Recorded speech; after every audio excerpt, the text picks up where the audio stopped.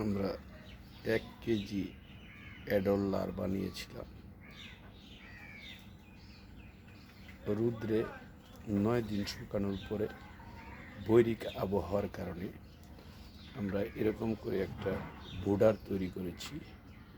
এই বোর্ডারের ভিতরে সেই বিটলের যে লার্ভাগুলা সেগুলো ছড়িয়ে ছিটিয়ে কার্টুন বিছিয়ে উপরে পলিথিন বিছিয়ে তারপর এখানে আমরা যে শুকানোর যে কার্যক্রম এটা অব্যাহত আছে। গতকালকের থেকে আমরা এই শুকানোর কার্যক্রমটা শুরু করেছিলাম। আজকে এটার তাপমাত্রা কত ডিগ্রি আছে? এটা 41 ডিগ্রি সেলসিয়াস তাপমাত্রা আছে। 40 ডিগ্রি সেলসিয়াস তাপমাত্রা আছে। 40 ডিগ্রি সেলসিয়াস তাপমাত্রা। 40-এর 3টা বাল্বের সাহায্যে এভাবে তো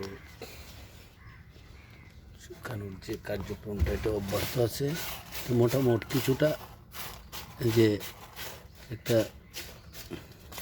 গলা গলা ভাব হয়ে গিয়েছিল এখানে, তো এখন এটা শুকনা হয়ে গেছে, অনেক জর্জরা। এই যে জর্জরা হয়ে গেছে অনেকটা, এই যে জর্জরা হয়ে গেছে। তো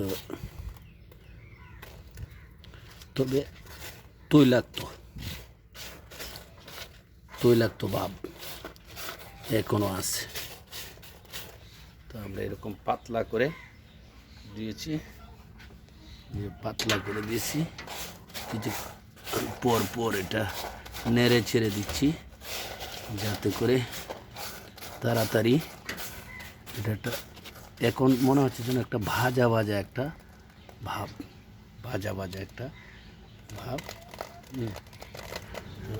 তৈলাক্ত।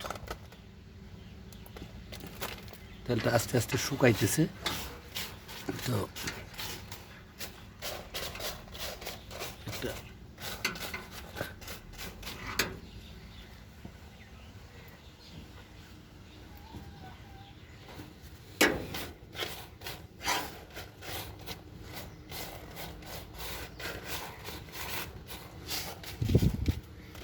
কিন্তু এটা যে স্মেলটা এই আগের মতোই আছে। স্মেলটা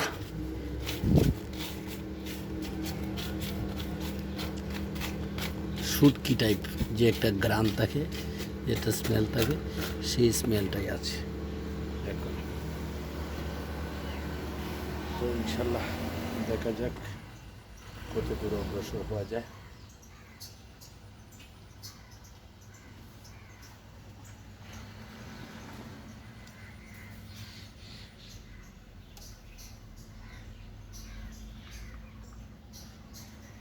কিছুক্ষণ পর নেড়ে ছেড়ে দিচ্ছি যাতে করে শুকিয়ে যায় তাড়াতাড়ি।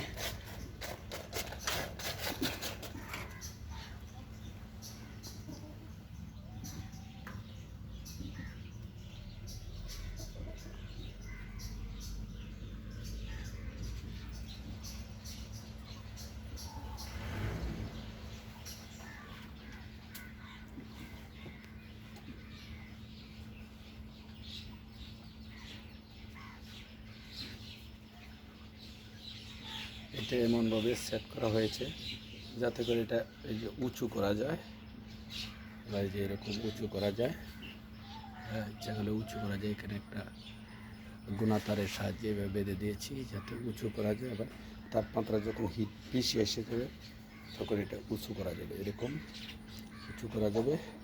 আবার অনেক সময় এটা আমরা যে থার্মোমিটারটা লাগিয়ে রাখছি, থার্মোমিটারে এটার তাপমাত্রাটা চেক করা যাবে প্রতিনিয়তই।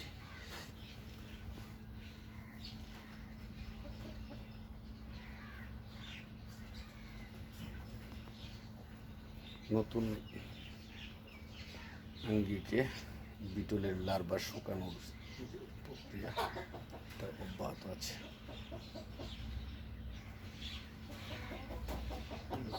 বোর্ডার